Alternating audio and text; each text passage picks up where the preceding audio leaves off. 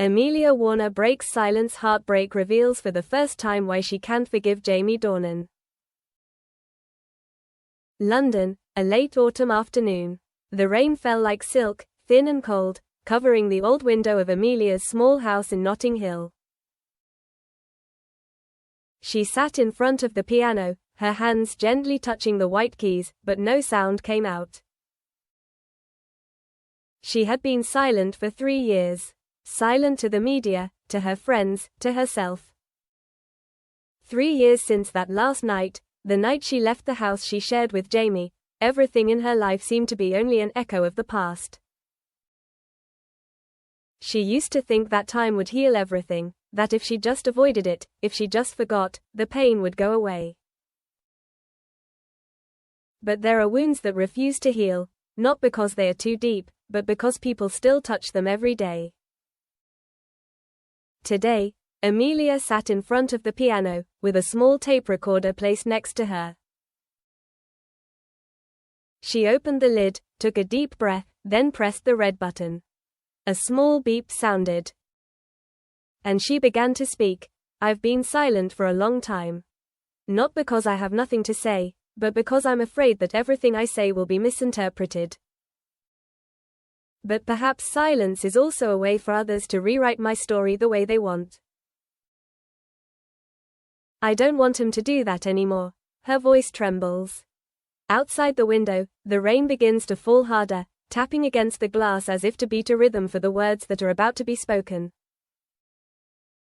Amelia first met Jamie in 2007, at a small party in Soho. She was just starting her career again after a long period of hiatus from music. He, a man from Belfast with a shy yet confident look in his eyes, was taking his first steps into the world of cinema. She remembers that first handshake, warm, a little awkward, but with a look so direct that it made her heart skip a beat. They talked about music, about their childhood in Ireland, about long winters and days without sunshine. It was all so natural, so peaceful. Then they fell in love. Not a fiery or loud love, but a quiet love, like a gentle soundtrack. You used to say you loved the way I was quiet, Amelia says in the recording, but I didn't know that later that silence would kill us. One summer evening in 2013, when Jamie returned home from a long shoot, Amelia was waiting in the living room. The yellow light cast a tired and worried look on her face. Did you forget what day it is today? She asked. What day? Jamie put down his bag and sighed. The day you proposed to me. He stood still for a few seconds, then laughed. Really? You remember so well. I'm sorry. The shoot was so tight, I forgot. She said nothing more.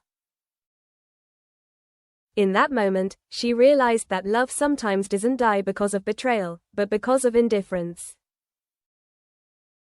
That night, she wrote in her diary, when you forget what made us start, maybe you're forgetting who we are.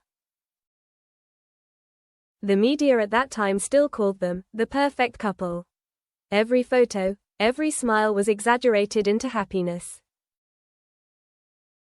But only Amelia knew, behind the lens, were the nights she stayed up alone in the cold room, listening to the clock count down the seconds, waiting for him to return.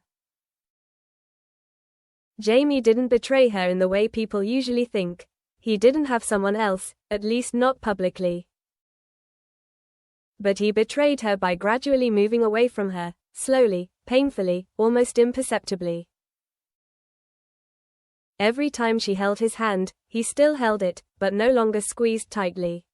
Every time she said, "I miss you," he just smiled and didn't respond. The hardest thing to forgive, Amelia says in the recording, is when someone makes you feel lonely even when they're still there. Then came that fateful night. She never forgot. A text message appeared on his phone. Nothing wrong, just a long conversation, too intimate to be business, too vague to be innocent. She wasn't jealous, just broken. She remembers saying very quietly, "I don't care if you love anyone else. I just want to know, do you still love me?" Jamie didn't reply. And in that moment, she understood. What she needed to forgive wasn't a mistake, but the silence. The silence that killed love, the silence that made her leave. Years passed. Jamie continued her career, and Amelia returned to music. But every song she wrote was a disguised nostalgia. Every time she sat at the piano, she heard his voice, faintly like an echo from another world. But today, in the small room, she decided to end it. I'm not saying this to blame, she said, but because I want to be free.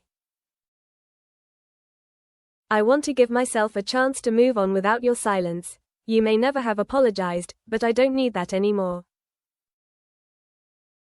I just need you to understand, not everyone can forgive when love is killed by silence.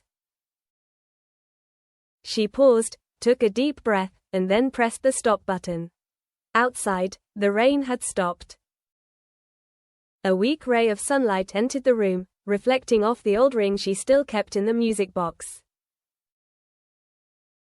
Amelia smiled, a small, sad, but peaceful smile.